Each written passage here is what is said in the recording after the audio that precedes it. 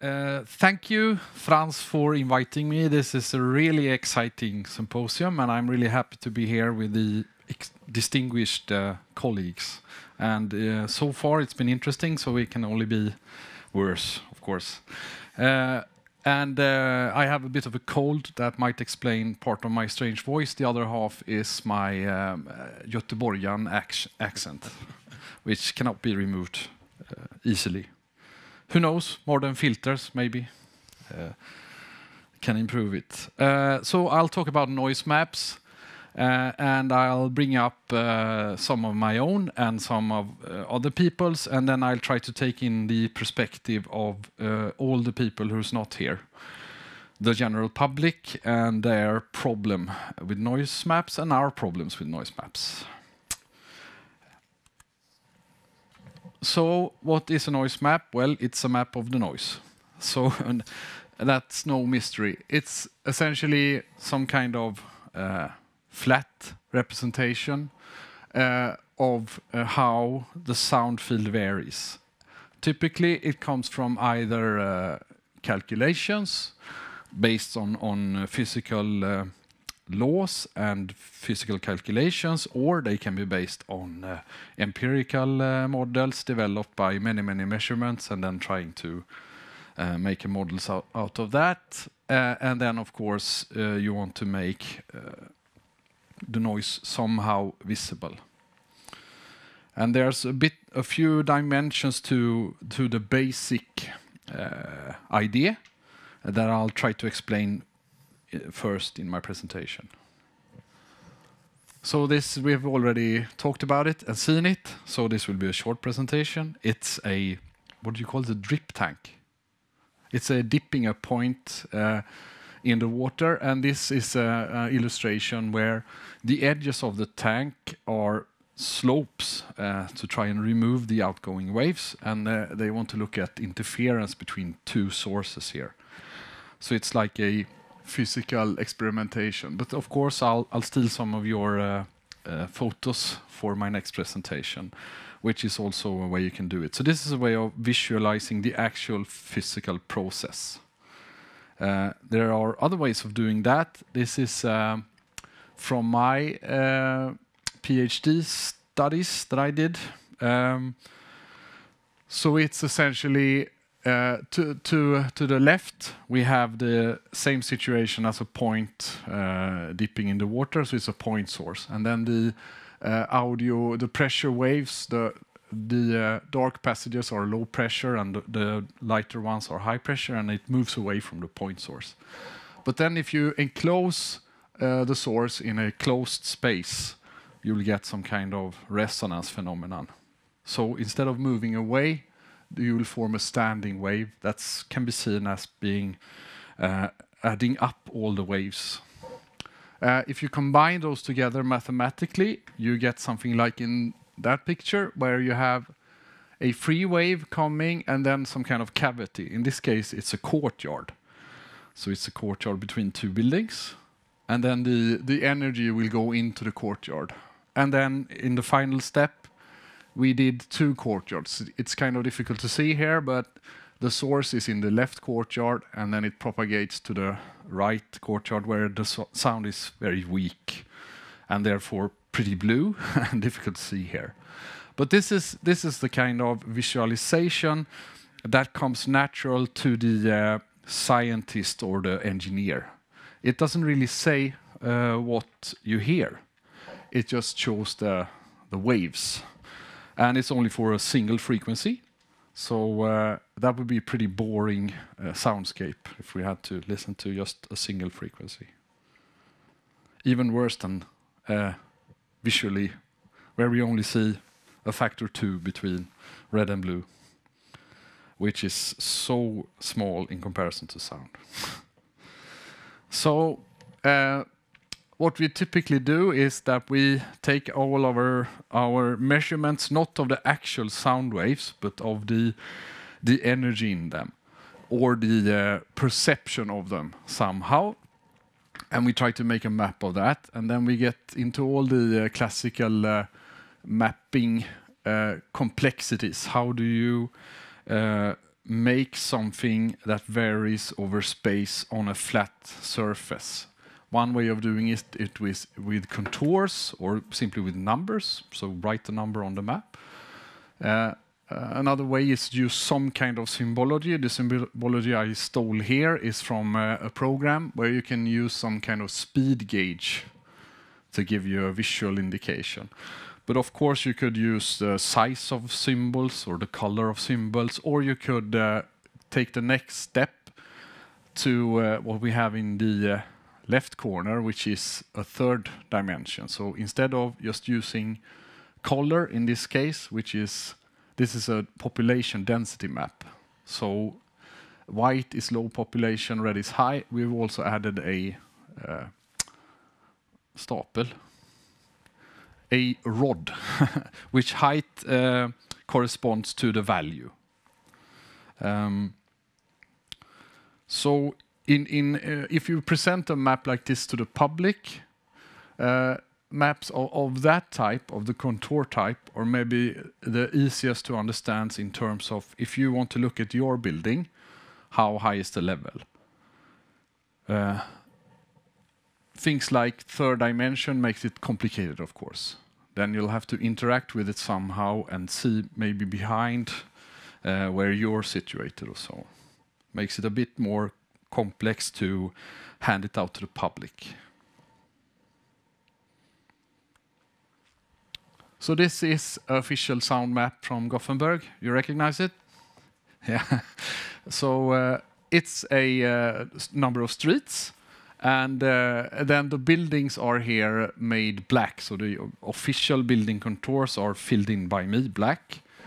So this calculation is only available where there's no building.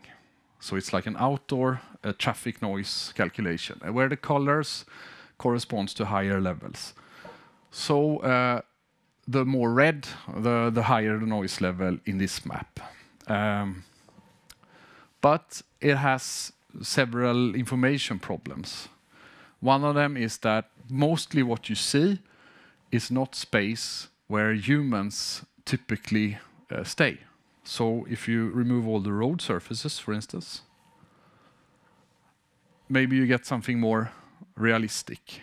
So if you walk on the sidewalk or you live in a building and you look at the facade of the building, this gives you perhaps more information. But visually, I guess this is more catchy. And like a wide red street gives some kind of signal to us that it might be more problematic than a narrow red street, but actually it's the same problem, so to speak. Also imagine what happens if I do a noise map like this, and then I zoom it out, then everything goes black, which is technically correct, but it's not visually pleasing. And it's not very precise. It's very, very difficult to read such a map, especially if you start averaging between black and the noise level, whatever black is in this case. So I did this map in a visualization project we have in Gothenburg at Chalmers University of Technology, where they want to study stuff, how persons look at these maps and what they think about them and what they think is realistic and not. And then I made like a classical noise map and I draped it over the height contour. So it's not only a flat map, it sort of follows the ground model in this case.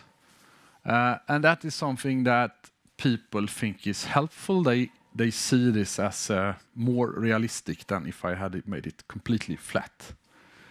But on the other hand, it's difficult to point for me now, but on some cases you have like a hill shading. So a hill shape creates a shade, and that's the visual aid for us. It does not mean that the sound level is actually lower. It just means that the hill information is blended with the sound power information or the sound pressure level information. Also, in this map, the interesting or the focus in when we did this map was exposure at home. And if you look at this area, the homes are actually in the buildings. And the red things you see are on the street. So more relevant would be to look at the buildings. So you could do like this. I put spheres on the facade of the building and color them according to the calculation. But this is kind of difficult to make on a top-down perspective map. Or is it? I'm not the first one who thought about this. Is a thing about scale. I think I'll skip to this map for a second. So this is a map by a scientist from the Netherlands, Erik Salomons. He made a noise map, interestingly, in Amsterdam for 1930 and 2012. It's kind of fun to compare those. How could he make a noise map from 1930? Well, he had an accurate traffic count. 5,000 volunteers went out on a Monday, 1930, and counted traffic all over Amsterdam. And then he has pass-by measurements from cars in the 30s, so he can estimate the sound pressure levels. And he elected to color the streets after the facade level on the buildings nearby. So it's, if you show that to a person, a resident there, maybe it's not as intuitive to read, but for an expert, it shows the correct information. It shows the exposure where people actually live. And then, of course, I have to show the 2012 map so you can see how much worse it is. Interestingly, it's a big difference between the cars, but car use differs a lot. Main thing being horn use, which was actually mandatory when you made a turn in 1930. So it's if you include that, and of course Salomons, being the scientist he is, measured horns of a 1930s car and made a new map, including the horns, and then it's worse than what we have in 2012. Scaling the maps is a big question in cartography. How do you do that? So imagine if we take the map from Gothenburg, which is the map to your right. That one shows a pretty intuitively useful map. So you can see the noise level, you see the road network. So if I would have taken the other map, the mostly black one, and expanded it, it would have been all black, more or less. So buildings are not visible here. And instead, I color an area after the noise levels typically on the buildings in that area. But that makes perfectly intuitively sense, I think. And then if you go to even bigger areas, this one is the whole Baltic. It's a European project where they calculate noise levels under the water. Then it becomes obvious that you can't take the map of every ship's passage and just zoom it out. So it becomes something else. It's relatively easy to interpret, and you can see that the noise levels differs a lot depending on depth characteristics, shipping routes, and so on here.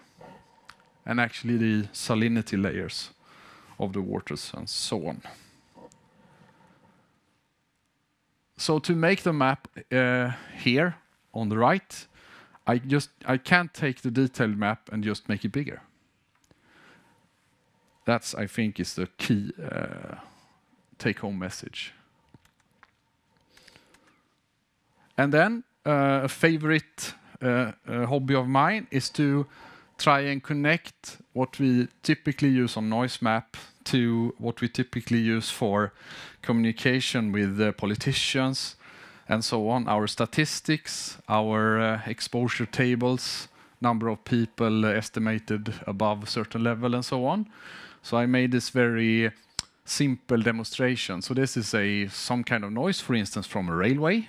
And I've calculated my noise contours, color them, and then the dots to the right is the houses, and then we can count the different houses, how they are exposed.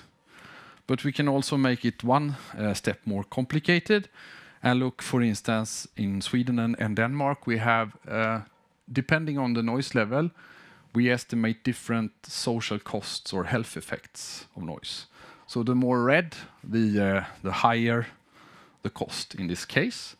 And then I can sort my costs here. Interestingly, in almost all such models,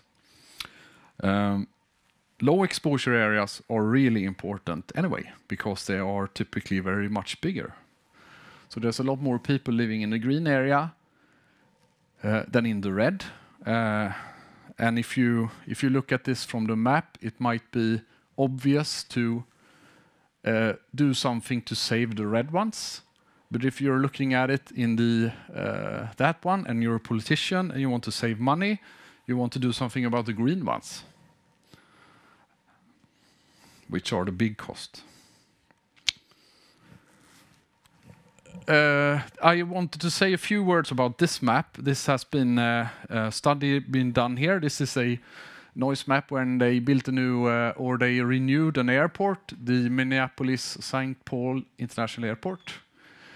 And this is the noise map that they made. It's made with the official calculation method called INM. And it was sent out to people in the area, and it made a big difference if your house was inside or outside the contour.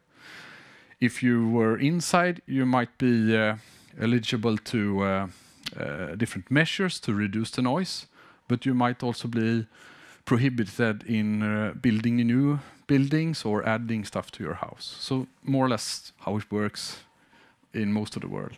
And then they made a study on how people reacted to this map, and there were lots of concerns. So for a scientist, it makes perfect sense.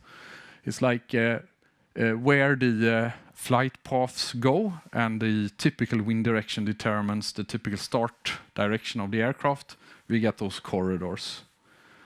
But for people who live slightly outside of the corridor, closer to the airport, who's outside the contour, it makes less sense, especially if they see an aircraft passing them.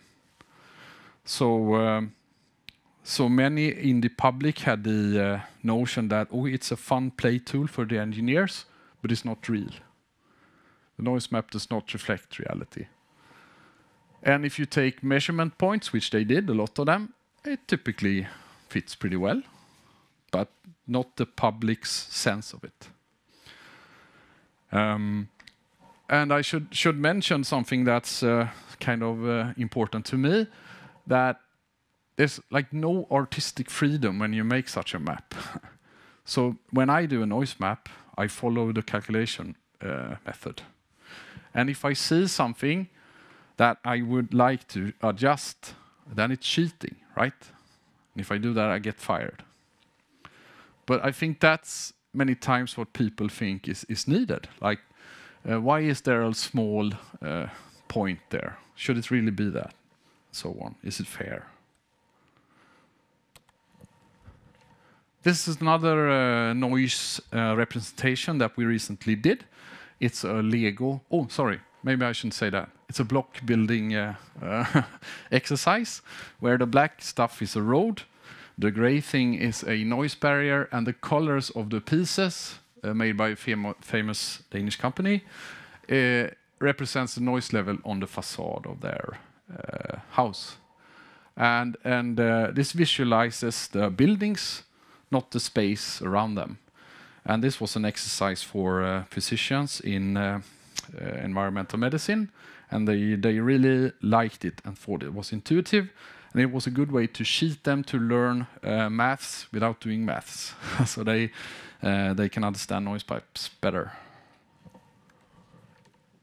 Here, population is added to the map by adding dots. So it's a classical maps with noise contours, and the grayness indicates noise level, and then the black dots are, here's people living.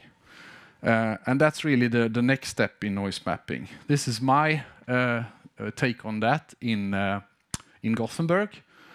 So this is the noise level and the number of people who have that noise level at their facade. So it's a exposure map. So it's the number of people who have 55 decibel or higher equivalent level at their facade, and how that develops from 1975 up until 2010. So if you would have put noise maps next to each other, I should have done that, but I forgot it, then you see very little change over time.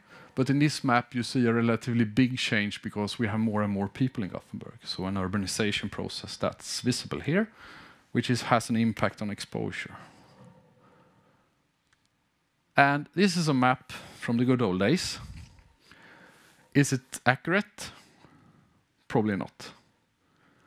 Does a person who look at it think it represents reality? He probably does. So I'm not saying that people who make noise maps should have artistic freedom. Well, actually, I am. That is what I'm saying. I'll end my presentation there and ask for some input.